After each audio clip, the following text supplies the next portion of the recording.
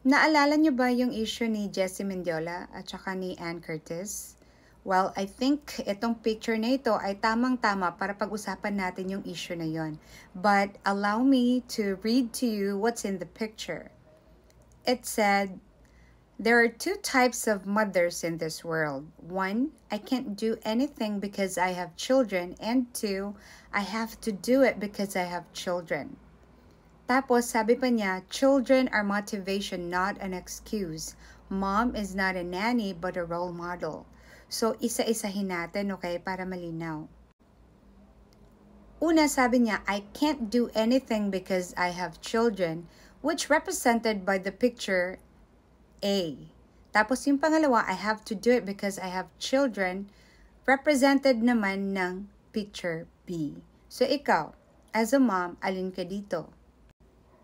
Alam ko, lagi niyo naman pinupush yan. Negative motivation nga, di ba? My body, my rules. Lagi ganyan.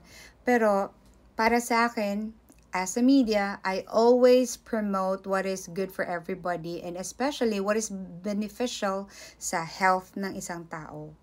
Alam niyo po, para sa isang tao, regardless kung nanay ka, single ka, or whatever, kailangan talaga nasa average ang iyong BMI. Makukuha mo ang iyong BMI online. And all you have to do is to know your height and your weight and your age, and then you got your BMI. So, kapag nasa average ang BMI mo, whether medyo bilog ka or trim ka or lean ka or ibig sabihin payat ka, ibig sabihin you're healthy kasi average naman yung weight mo di ba, sa height mo.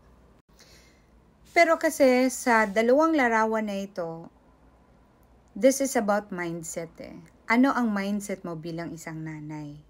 Ako, I would honestly say that I am the picture B here. Number one, ako talagang I'm trying my best to lose weight kasi talagang tumaba ako nung pandemic. Nawala kasi yung pagka-active ko kasi syempre nasa bahay lahat. So parang napaka-comfortable ng environment and dun ako nag-gain talaga ng maraming weight. But it doesn't mean na magiging excuse ko na yun na tumaba ako sa pandemic so hindi na ako maglo-lose ng weight. I'm trying up to now. Kahit mahirap because I'm 42 years old, but still I'm trying. And tama ang sinasabi na ang mga anak ay motivation, hindi excuse. Kasi, di ba, laging sinasabi, oy, nanay ka na, okay lang sa'yo maging losyang, okay lang maging mataba. Like this picture A, di ba? Like this picture A. Pero sa totoo, if you look at yourself in the mirror, kung hindi ka masaya, paano ka magbibigay ng or mag-share ng saya sa mga anak mo, 'di ba?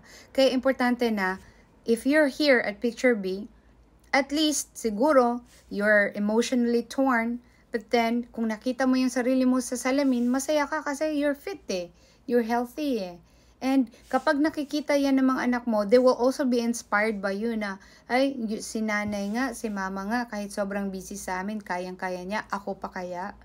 'Di ba? Kasi pag lumaki ang bata na maganda yung training niya, bata pa lang siya, pagkatanda niya, lagi niyang gagawin din yan, 'di ba? Yung bata, yung anak mo, will follow what example you gave them in their childhood. Mahirap talaga magsalita ng patapos, lalo na't nanay ako, 'di ba?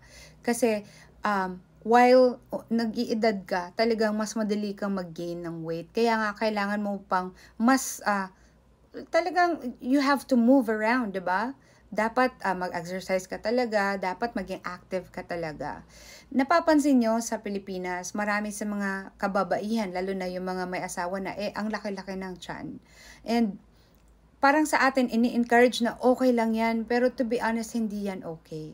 Kasi excessive fats may also result to a known sickness. So, hindi ba kayo natatakot dyan? So, yes, I know, mahirap magpapayat. Kaya nga, we have to try our best. So, piliin natin yung pagkain. Marami naman sa YouTube, maraming mga tips na pwede nyong kainin na talagang pwede makatulong para to stay fit. Kaya, etong panghuli na sinasabi na mom is not a nanny but a role model. Ang pagiging role model ay hindi madali.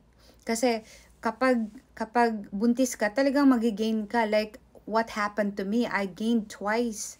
And kulang-kulang 25 kg yung ginain ko sa dalawang mga anak ko. But then, I tried to trim down kasi para sa akin. Not for my husband, not for my kids, but for myself na masaya ako. Kasi my mindset is, kung masaya ako, tingnan ng sarili ko sa salamin.